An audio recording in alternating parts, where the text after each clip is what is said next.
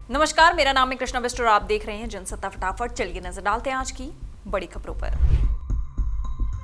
दिल्ली के सभी 70 विधायकों को आईफोन 16 प्रो के तहत एक बड़ा अपग्रेड मिला है। नए स्मार्टफोन के अलावा मुख्यमंत्री रेखा गुप्ता और अन्य मंत्रियों सहित सभी विधायकों को नए टैबलेट और आईपैड भी दिए गए। हालांकि इनका इस्तेमाल ऑफिशियल वर्क के लिए किया जाएगा। वहीं विधानसभा सचिवालय के एक अधिकारी ने बताया कि ये पहला सत्र था जिसमें सभी विधायक अपने नए मोबाइल, हैंडसेट और टैबलेट के साथ कार्यवाही में शामिल हुए। ये कदम विधानसभा की तरफ से नेशनल ई विधानसभा एप्लीकेशन लॉन्च किए जाने के बीच उठाया गया है। ये पेपरलेस कार्रवाई की दिशा में एक बहुत ही अहम कदम है। वहीं रविवार को 500 किलोवाट क्षमता वाले रूफटॉप सोलर पावर प्लांट चालू होने के साथ ही दिल्ली विधानसभा पूरी तरह सोलर एनर्जी से चलने वाली देश की पहली विधानसभा बन गई। वहीं तृणमूल कांग्रेस के सांसद कल्याण बनर्जी ने सोमवार को संसद के मॉनसून सत्र के बीच ही लोकसभा में पार्टी के चीफ व्हिप पद से इस्तीफा दे दिया। अपने इस्तीफे में उन्होंने अपनी ही पार्टी की सांसद महुआ मोइत्रा पर निशाना साधा है। बता दें कि महुआ मोइत्रा ने एक टीवी चैनल को दिए इंटरव्यू में कल्याण बनर्जी की तुलना सुअर से की थी। कल्याण बनर्जी ने महुआ को गाली गलौज करने का आरोप लगाया। हालांकि तृणमूल कांग्रेस सुप्रीमो ममता बनर्जी ने अभिषेक बनर्जी को चीफ व्हिप नियुक्त किया है। कल्याण बनर्जी ने एक्स पर एक पोस्ट में लिखा, मैंने महुआ मोइत्रा द्वारा हाल ही में एक सार्वजनिक पॉडकास्ट में की गई व्यक्तिगत टिप्पणियों को ध्यान से सुना है, उनके शब्दों का चयन किया जिसमें एक साथी सांसद की तुलना सुअर से करने जैसी अमानवीय भाषा का प्रयोग भी शामिल है। न केवल दुर्भाग्यपूर्ण है बल्कि नागरिक संवाद के बुनियादी मापदंडों के प्रति गहरी अवहेलना को भी दर्शाता है। गाली गलौज वालों को अपनी राजनीति पर गौर करना चाहिए। जब कोई जनप्रतिनिधि गाली गलौज और अभद्र भाषा का इस्तेमाल करता है तो ये उसकी ताकत नहीं बल्कि असुरक्षा को दर्शाता है। वहीं आप नेता और पूर्व मंत्री सत्येंद्र जैन को राउज एवेन्यू कोर्ट से बड़ी राहत मिल गई है। भ्रष्टाचार के एक कथित मामले में उन्हें क्लीन चिट दे दी गई है। साफ कहा गया है कि 4 साल की जांच के बाद भी सीबीआई कोई सबूत नहीं जुटा पाई।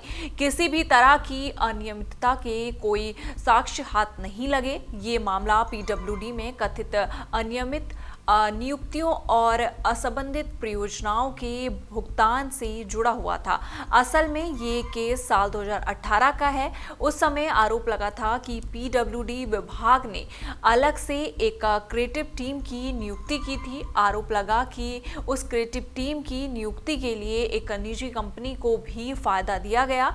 टेंडर की शर्तों में भी बदलाव हुआ।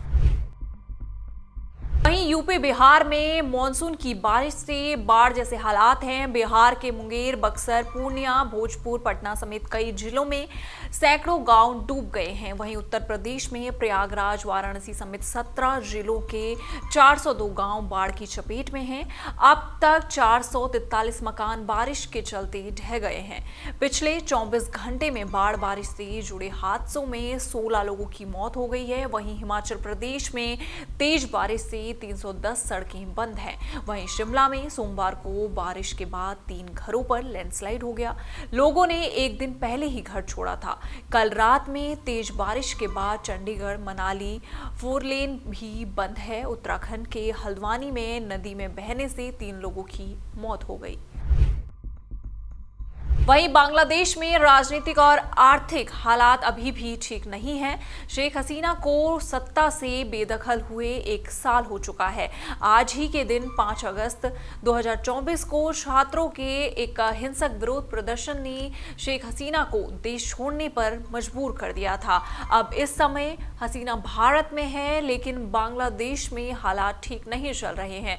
मोहम्मद यूनुस ने वहां पर एक अंतरिम सरकार का गठन जरूर किया है लेकिन इस्लामिक कट्टरवाद, महिलाओं के खिलाफ बढ़ता अत्याचार, हिंदुओं पर होते हमले बड़ी चुनौती बने हुए हैं। वहीं ह्यूमन राइट्स वॉच की deputy Asia director Meenakshi Ganguly कहती हैं कि उन हजारों बहादुरों की उम्मीद टूटी है जो हिंसा के बीच शेख हसीना को सत्ता से बेदखल करने में सक्रिय रहे थे।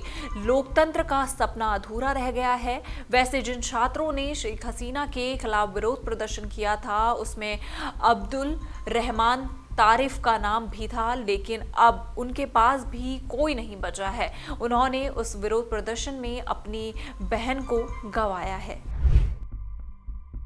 इन सारी खबरों पर आपका क्या कहना है, आप हमें कमेंट सेक्शन में जरूर बताइएगा और इसी तरह की देश दुनिया की खबरों के साथ जुड़े रहने के लिए देखते रहिए हमारे साथ जनसत्ता।